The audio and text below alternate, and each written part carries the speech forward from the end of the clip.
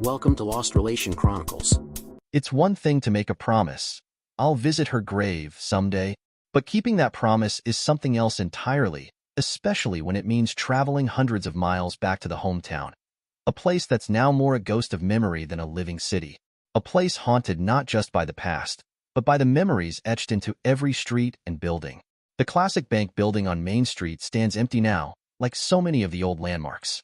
The Five and Dime is long gone, as are the men's clothing stores, the bicycle shop where you could get a new Schwinn or bring in your old one for a careful repair, knowing the work would be done right, even for a kid with barely enough cash.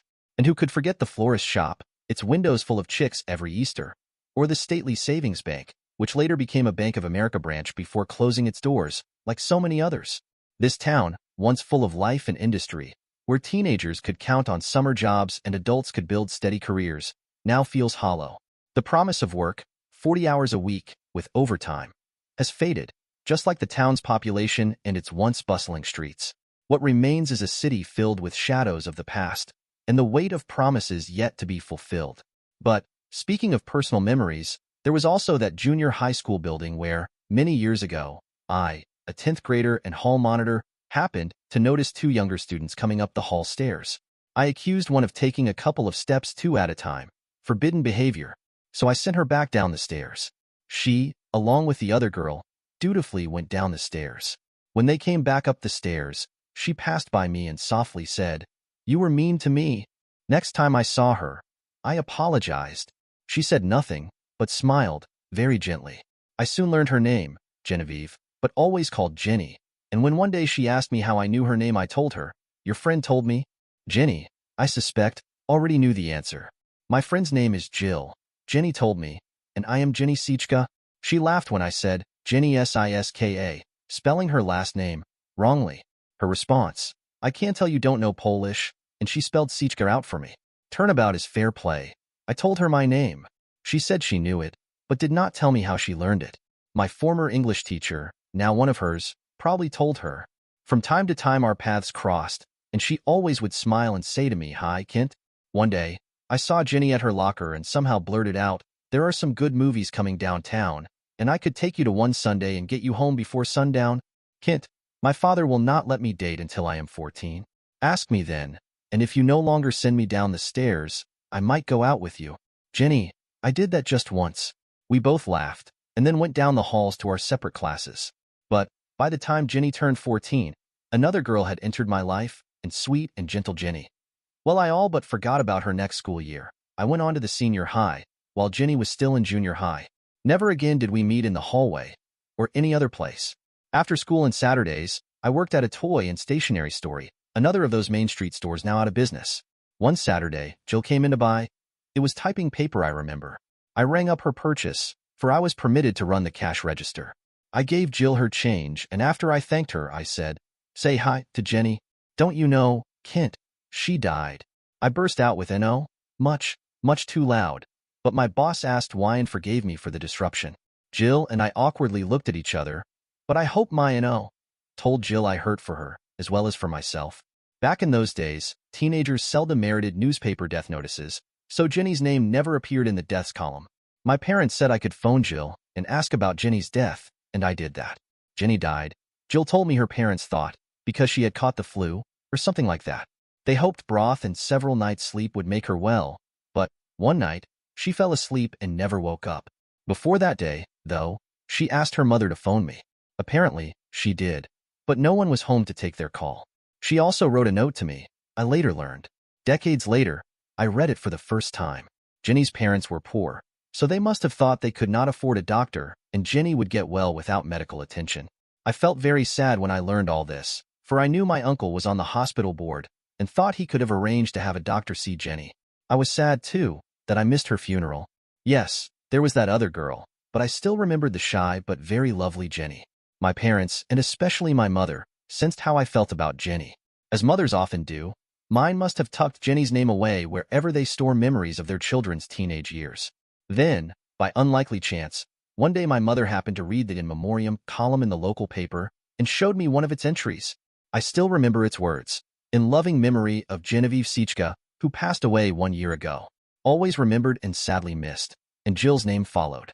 Your Jenny must have been quite a girl, my mother commented. Teenage girls almost never read in memorials, let alone submit one. When Jill graduated from high school, I saw her name in the list of graduates and felt sad that Jenny's name was not there. 4 years later, Jill was listed as a senior year honors student at an area state university college. Again, I thought of Jenny and wondered if she, too, might have become a graduate of that or another state university college. Jenny had teased me about not knowing Polish, so when I took a college course in World War II diplomatic history, I chose Poland as my nation of special concentration. During that course, I read that Polish aviators had joined the Royal Air Force and fearlessly attacked Nazi aircraft during the Battle of Britain. I also learned that twice, in 1943 and 1944, Poles in Warsaw rose up against the Nazi occupiers and fought bravely, incredibly bravely, against overwhelming odds. And yes, I also realized how cavalier the Allies were, especially Winston Churchill towards the situation of the Poles as the war progressed. A war that started when Germany attacked Poland, a nation bound to Great Britain and France by military alliances. One of my classmates spoke for Ireland in that course. I recall reminding him that Eamon de Valera, Prime Minister of Ireland, sent condolences to Berlin after Adolf Hitler committed suicide. I remember that classmate, and yes, he was Irish, gulping a bit and admitting that it was not one of Ireland's finest moments. He reminded me, though, that the Irish really hated the British. During the early 1980s, I wore a red and white solidarity badge for a few days when Polish workers in and near Gdansk demonstrated against their government, of course communist-dominated. This time it was my father who said, "You still remember that girl whose name you could not spell?" He had said that almost haltingly, for my ex-wife had been Polish, and good memories of that marriage had been outnumbered by bad ones. Yes, it is one thing to promise, I will visit her grave someday. It is another thing to keep that promise. I recalled that promise one Thanksgiving weekend, when I was in the library and noticed its collection of telephone books. On a whim, I looked up my hometown and the name Sieczka. No Sieczka at the address once Jenny's, but there was a Thaddeus Sieczka living in a nearby village. I wrote the name and phone number down on an ATM receipt and tucked it away in my billfold. After New Year's, in the spirit of a new beginning, I went through my billfold, tossing a few outdated membership cards, and finding that ATM receipt with Thaddeus Sieczka's name and phone number. And I phoned him. "Are you Mr. Sieczka?" I asked. "Yes," he answered. "I am Ted Sieczka." "Well, I sorta mumbled. This is a voice from the past. Did you have a sister or daughter named Genevieve?" He paused a few seconds, then said that Genevieve was his sister, but that she had died before he reached his teenage years. "I still miss her," he told me, a complete stranger, and I apologized for not identifying myself, telling him my name. "Oh, you are Kent," he replied, as if somehow he knew me. Then he explained, for he had somehow dredged me, or at least my name, out of long-ago memories. I remember, he told me, Jenny saying, "Mom, will you call my friend Kent, please?" If she phoned, I assured him, there must have been no answer, for my mother would have told me of such a call. Ted also spoke of a friend visiting, and I realized Jill was that friend. Jenny asked for a sheet of paper, and I guess she wrote something on it, then given the paper to her friend. I apologized for bringing up painful memories, then asked, "Ted, please tell me where Jenny is buried?" He told me, and I mentioned my long-ago promise to visit her grave, and that I intended to keep that promise. Jenny is buried in my hometown's Polish cemetery, and I am not Polish, so I felt it wise to explain to cemetery personnel why I wanted to visit one of its graves. Cemeteries often have part-time staff and are open few hours per week, so I sent a letter asking where Jenny is buried and explaining why I wanted to visit her grave. I did not want my visit to the cemetery to seem to be that of an interloper. Barely through my first sentence in that letter, I felt a need to tell the cemetery person reading my words about Jenny. I mentioned sending her down the stairs when I was a hall monitor at the junior high, and that she had said I had been mean to her. I spoke of the gentle and awkward friendship we developed, and that she had laughed at my first spelling of her last name. Jenny, I wrote, was a slender and lovely brunette, with a nice smile, and I remembered that she was in the school orchestra, talented in art, and on the honor roll. I once asked her for a date. I wrote in my letter, adding that told me she could not date until she reached 14. To my regret, then and now, I never again asked for a date, and I did not go to her funeral because I did not know of her death. "When I visit Jenny's grave," I wrote, "I will grieve all the years on earth she did not experience." I can still quote my final words. "The world is such I doubt those years would have been years with me, but I trust they would have been with a good man who loved her and was grateful for what I hope would have been quality years with her and their children. What I wrote must have been persuasive, for within a few days I received a cemetery map with an arrow pointed towards where her grave is and a note from Pat giving me permission to visit the cemetery during daylight hours and as late as midnight. Thank you, Pat, I thought, and for a while I did not do anything. Then, just after New Year's, I received a printed invitation to an art gallery open house featuring paintings by a high school friend of mine. The day of that open house, the weather forecast was for cold but not frigid temperatures and no snowfall, so I made the several-hour drive back to my hometown, avoiding the unpleasant memories a drive down Main Street would have evoked. I did spend several hours viewing my classmates' paintings and sharing a few memories with him and others. I stayed overnight at a motel once owned by another classmate's family and, just before noon, slowly drove down gently snow-covered roads to the cemetery.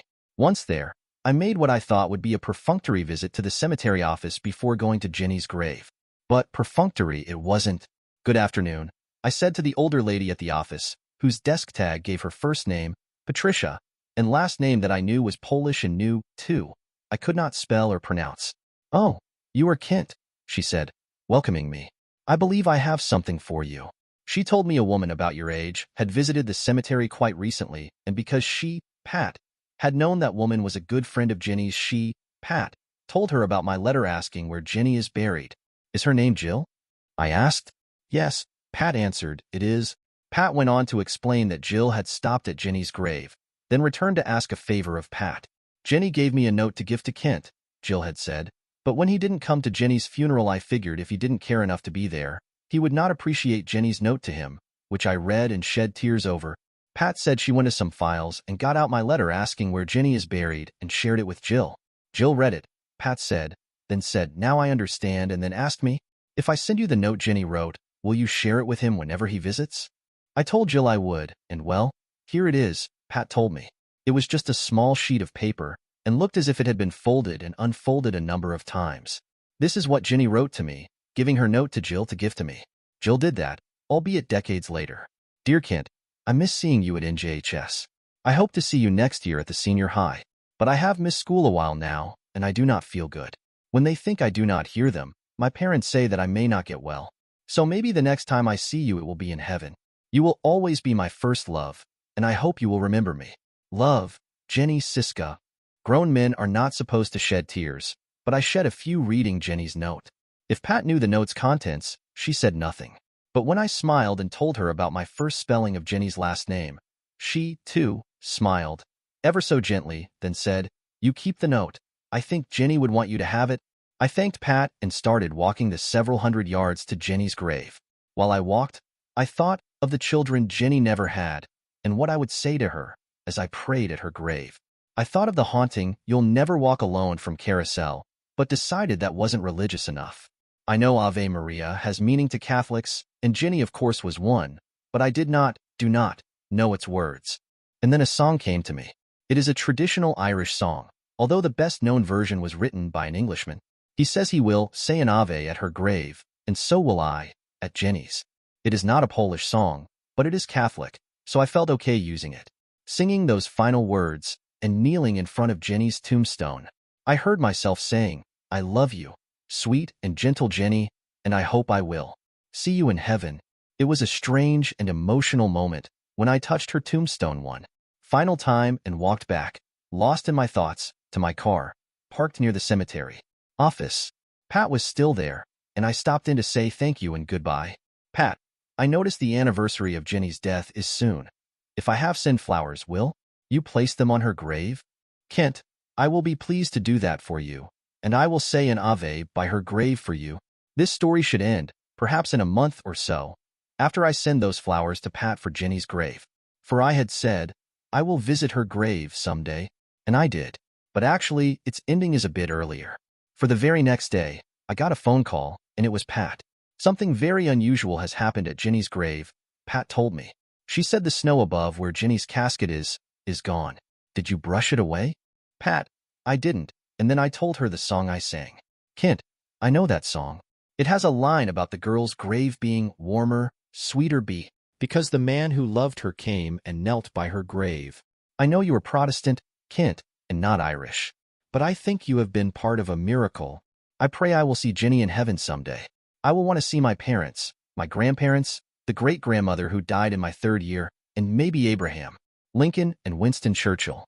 I will chastise Mr. Churchill about how he treated the Poles during final years of World War II. But I will very much want to see sweet and gentle Jenny. I will tell her, as I did at her grave, I love you. Dear listeners, please share your thoughts in the comments section below and don't forget to like, share, and subscribe.